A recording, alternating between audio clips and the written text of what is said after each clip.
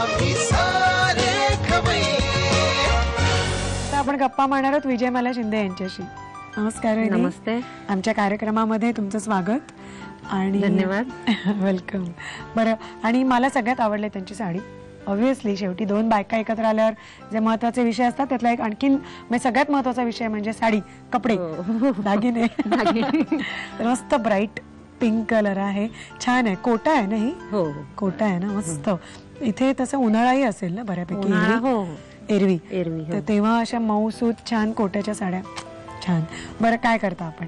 मी एक गृहिणी म्हणून आहे आणि मी आता गेल्या वर्षीपासून एक लिंबाचा लोणच्याचा बिझनेस सुरू केलाय, एक बचत गटामार्फत. अच्छा, ओके. पण मग व्यवसाय हा काय प्रमाणावर, म्हणजे किती प्रमाणात केलं जातं? घरगुती तुम्ही फक्त तुमच्या मैत्रिणींपुरतं करता का खूप मोठं तुम्ही? मी गेल्या वर्षी केला, साधारण 1000 किलो केला होता लोणचं तयार. 1000 किलो? हो हो. तर मग सर्वसाधारण ते लोणचं पूर्ण मागणी एवढी वाढली, लोकांना टेस्ट एवढी आवडली की मला या वर्षी जास्त मार्केटिंग करून म्हणजे त्याचं हे वाढवायचंय. अच्छा, स्टॉक वाढवायचा आहे. ओके. आणि टार्गेट किती आहे? टार्गेट मला 5000 किलो करायचं ह्या वर्षी. 1500वरनं डायरेक्ट 5000 किलो करायचंय. 5000 किलो म्हणजे मोठा व्यवसाय झाला. मग तुमचे मदतनीस वगैरे? मदतनीस आहेत, म्हणजे बचत गटाचेच मदतनीस आहेत, माझ्या मैत्रिणी आहेत. आणि दुसरी गोष्ट म्हणजे आता मी पुण्याच्या डायनिंग हॉलच्या ऑर्डर वगैरे घेतल्यात.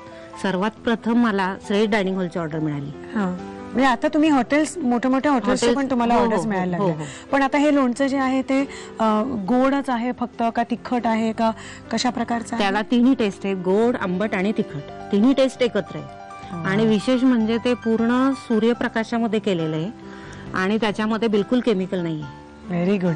बरं, मग ते उपासाला चालतं? उपवासालाही चालतं. उपासालाही चालतं. बरं, म्हणजे आज जे आहे हे पदार्थ करणार आहेत तर त्याच्यामध्ये बरोबर एक आम्ही त्या चवीला लोणचंही घेणार. बरं, हा तुमचा व्यवसायाचा भाग झाला. पण मग ह्या व्यवसायाला प्रोत्साहन कोणी कोणी दिले, म्हणजे जे मेन घरचे?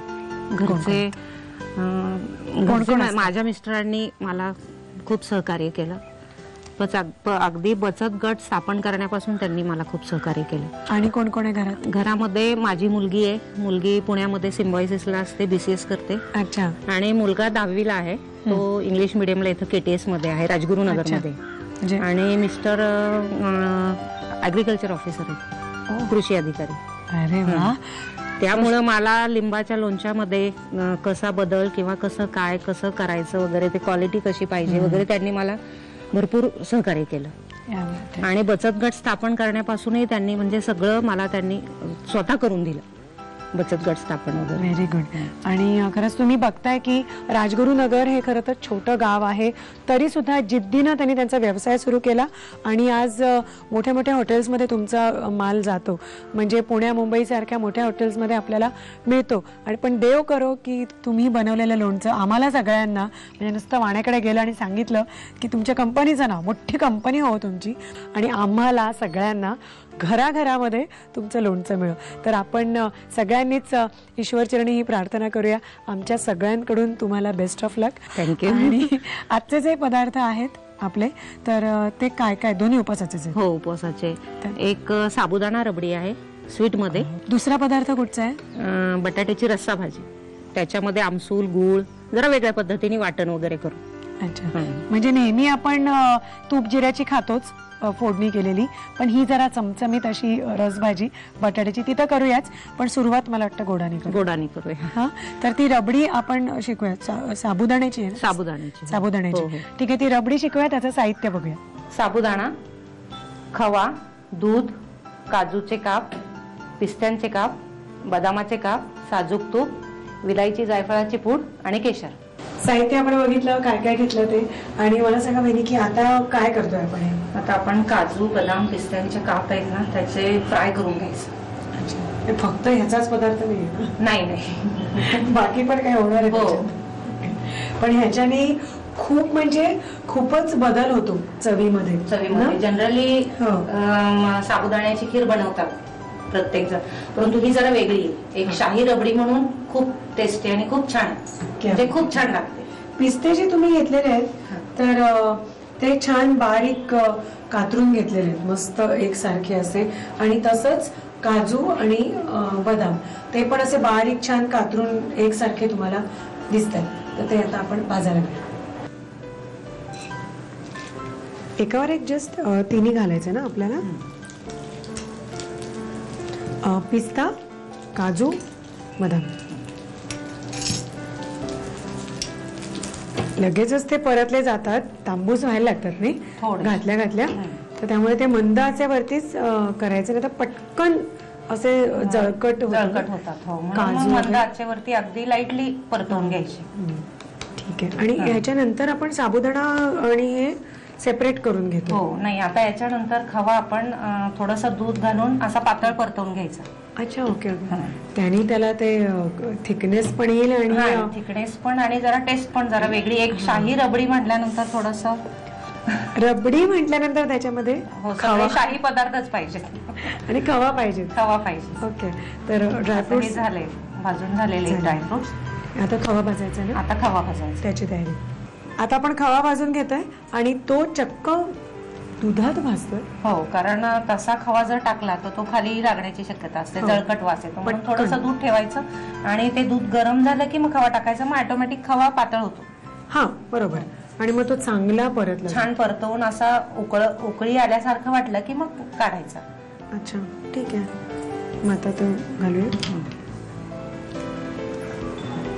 सगळा घालणार आहात तुम्ही खवा? नाही, थोडस आपण गॅस थोडा मोठा करूया म्हणजे पटकन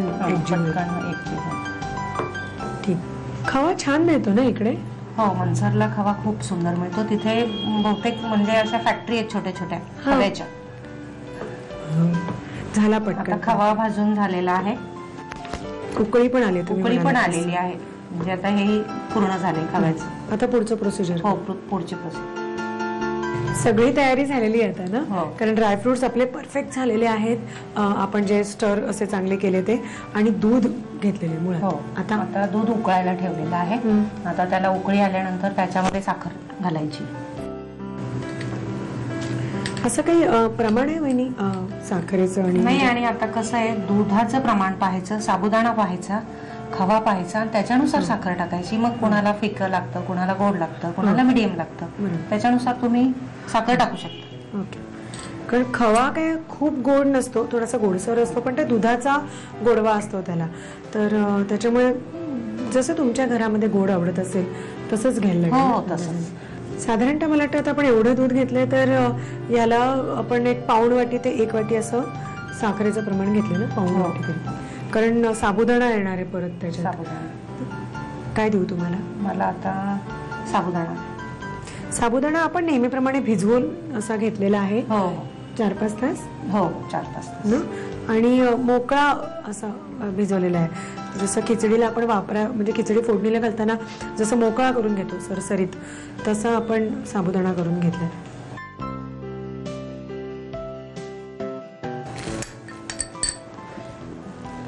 आता मला वाटतं फक्त 1 by 1 जिन्नस घालत जायचे ना. हो, आता एक एक वस्तू घालायचं. पण हे शिजायला थोडा वेळ लागेल. नाही, शिजतं ते पटकन. भिजलेलं असताना भरपूर छान 2 मिनिटात 2 मिनिटात उकळलं की ते शिजलंच, म्हणजे शिजतच. फक्त एक करायला लागेल की ते ढवळत राहायला लागेल सारखं. हो, कारण उतू जाईल ते. उतू जाईल किंवा खाली लागण्याची शक्यता असते. बरोबर, तेवढी काळजी फक्त घ्यायची. तुम्ही ढवळत आहे का? मी घालत. हो, आता खवा घातला तरी चालेल.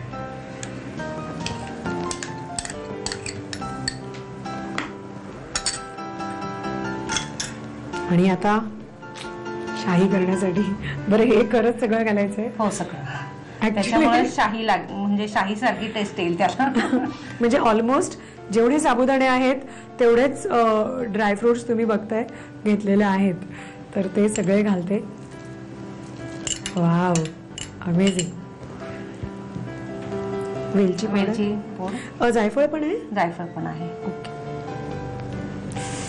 वाव, काय लागणार आहे. सुपर. आणि हे छान केशर स्वादासाठी, रंगासाठी परफेक्ट. केशर काही आपण वाटीभर घालत नाही, त्यामुळे केशरही घातलं आणि आता हे रेडी होणार आहे 2-1 मिनिटात जस्ट ना. तर तुम्हाला साहित्यकृती घ्यायला हरकत नाही. साहित्यकृती: साबुदाणा रबडी बनवण्यासाठी लागणारं साहित्य: भिजवलेला साबुदाणा, खवा, दूध, काजू, पिस्ता आणि बदामाचे तुकडे, साजूक तूप, वेलची, जायफळ पूड आणि केशर. कृती: प्रथम काजू, बदाम आणि पिस्त्याचे तुकडे तुपावर खमंग भाजून घ्यावेत. पॅन मध्ये थोडंसं दूध गरम करून त्यामध्ये खवा घालावा आणि तोही खरपूस परतून घ्यावा. मिश्रणाला उकळी आली की त्यामध्ये साखर, भिजवलेला साबुदाणा, तुपावर परतलेले ड्रायफ्रुट्सचे तुकडे, वेलची, जायफळ पूड आणि केशर घालून रबडी घट्ट होईपर्यंत शिजवून घ्यावी आणि थंडगार सर्व्ह करावी.